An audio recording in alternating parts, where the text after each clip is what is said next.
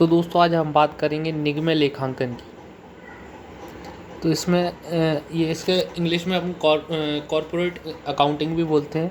तो इसके बारे में हम आज से पढ़ना चालू करेंगे। आज से इसकी बुक रीडिंग होगी और साथ में इसके क्वेश्चंस और सवाल जो थ्योरी वगैरह सारी देखेंगे हम चैप्टर बाय चैप्टर। तो इसमें पहले हम इसकी इकाइयाँ देख लेते हैं। इकाई एक में इसमें देखते हैं, देखो, कंपनियों के अंतिम खाते हैं प्रबंधिक पारिश्रमिक। तो इसमें कंपनियों के बारे में, अंतिम खाते के बारे में, प्रबंधित पारिश्रमिक के बारे में पढ़ेंगे। तो इसको और इसके बाद आता है इसी इकाई में लाभ हानि नियोजन लेखा और लाभांश की घोषणा।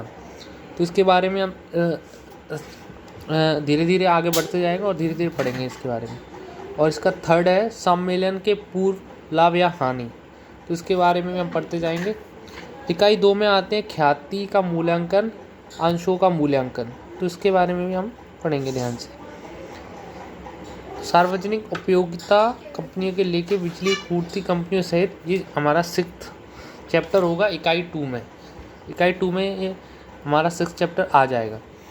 तो इकाई 3 में बात करते हैं सूत्रधारी प्रमंडल कंपनी। तो दोस्तों फिर हम आगे बढ़ेंगे इसी में कंपनियों की परिसमापन के लिए लेखांकन। ये हमारा 8th चैप्टर हो जाता है इकाई 3 में। और इकाई 4 में पढ़ेंगे हम लेखा मानक 4 के अनुसार विलय के लेके कंपनियों के आंतरिक पूर्ण निर्माण। ये 10वां चैप्टर अपना कंप्लीट हो जाएगा इकाई 4। इकाई 5 में आता है बैंकिंग कंपनियों के खाते, ये 11वां चैप्टर हो गया। और साथ में आता है बीमा कंपनियों के खाते। ये दोनों कंबाइंड चैप्टर हैं, तो इनको पढ़ेंगे बहुत ही। तो हम शुरुआत करेंगे इकाई 1 से। तो इकाई 1 में आता है हमारा, धीरे धीरे देखते हैं। इकाई 1 में हम धीरे धीरे पढ़ेंगे कंपनी के अंतिम खाते में पढ़ेंगे हम फिर पारिश्रमिक। तो इसमें हम पढ़ेंगे प्रत्येक व्यापारी पृष्ठांश प्रत्येक कार्य के अंत में ये जानना चाहते हैं कि वित्तीय वर्ष में उसे कितना लाभ हुआ है। इस उद्देश्य की पूर्ति हेतु वह व्यापार खाता, लाभ हानि खाता एवं चिट्ठा बनाने का एकाधिकार व्यापारी साझेदारी संस्था के लिए उत्क खाता बनाना अनिवार्य नहीं है। वह केवल लाभ व व्यापारिक स्थिति की जानकारी हेतु ही इसकी गणना करता है, किंतु कंपनियों के लिए कंपनी अधिनियम की धारा 209 के अनुसार खाता व चिट्ठा बनाना अनिवार्य हो गया है।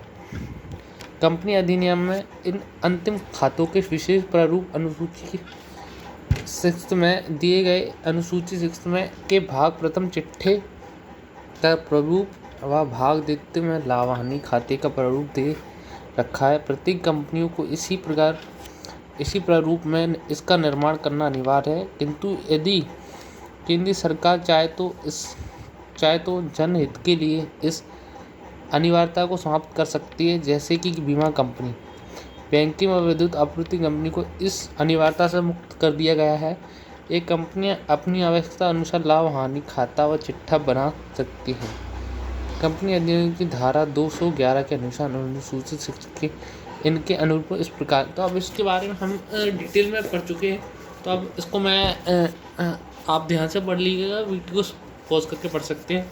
तो हम बात करेंगे balance sheet. Horizontal for schedule 5 section 211 form sheet of balance sheet. तो इसमें एक साइड आती है लायबिलिटी, एक साइड आती है असेट। तो हम पहले इस पेज में हम लायबिलिटीज़ पढ़ेंगे। फिगर्स ऑफ, पहले लायबिलिटीज में figures of the previous year and share capital. Assets में से पढ़ेंगे figures of the current years. और साथ में आता है इसमें figures for the previous year rupees fix assets. तो ये भी है। तब इसमें लायबिलिटी साइड पढ़ेंगे। इस लायबिलिटी साइड आता है इसमें authorise share of rupees each. और इसी के कंपेयर में इधर आता है discussing as for possible between expenditure upon. तो इसके नीचे इनमें आते हैं कुछ पार्ट हैं इन्हीं में। Goodwill, B land, C building, lease hold, railway siding, plant and machinery, furniture and fitting, development of property. ये इनमें आते हैं असेट्स में। और यही लायबिलिटीज़ में इसमें आते हैं जैसे between various classes of capital स्टेटिंग particular specified low respect of each classes share of rupees each. तो इसे ये इसका प्रारूप है तो आप मैं इसको डिस्क्रिप्शन में दे दूँगा इसकी लिंक। इस PDF को मैं टेलीग्राम चैनल की लिंक दे दूँगा, तो आप उससे आगे ये पूरी PDF देख सकते हैं। तो ये प्रारूप हो गया पूरा। तो इस प्रारूप को मैं डिस्क्रिप्शन में लिंक दे दूँगा, तो उसमें आप इसको पूरी अच्छी तरह पढ़ सकते हैं। अब इसके बाद आता है चिट्ठे का प्रभाव का सारांश। चिट्ठे के मुख्य बिंदु निम्न प्रकार है।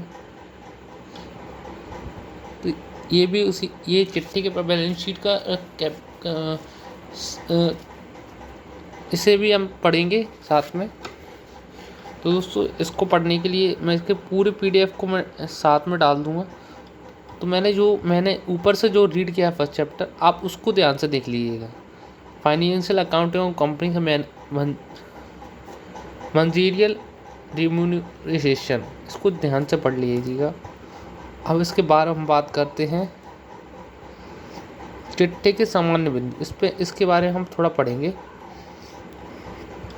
यदि प्रत्येक मुख्य बिंदु से पूर्ण पदों का समायोजन ना हो सके तो इसकी अनुसूची अलग से दी जानी चाहिए। राशि को पूर्ण करके लिखना चाहिए। सहायता कंपनी विनियोग को अलग से दिखाना चाहिए। व्यापारिक विनियोग व अन्य विनियोग को अलग से दिखाना चाहिए। विनियोग का बाजार मूल्य पुस्तक में दिखाना चाहिए।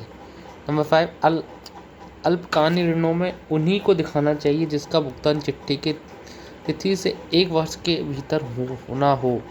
राशि के लिए आयोजन को प्रत्येक समिति में अलग अलग घटाया जाएगा, न कि एक साथ, अर्थात प्रत्येक संपत्ति अलग अलग अवलिखित मूल्य पर दिखाया जाए। तो इसमें कुछ ऐसी 13 पॉइंट है, इसको आप पढ़ लेंगे। तो इसके साथ में ये प्रॉफिट एंड लॉस का प्रारूप दिया है पूरा, तो आपको इसको पूरी अच्छी तरह से डिटेल में याद कर लेना है। इस PDF का लिंक में और टेलीग्राम का लिंक में डाल दूंगा मैं टेलीग्राम में इसको। तो टेलीग्राम का लिंक आपको डिस्क्रिप्शन में मिल जाएगा, तो वहाँ से आके इसके डिटेल में पढ़ लेंगे।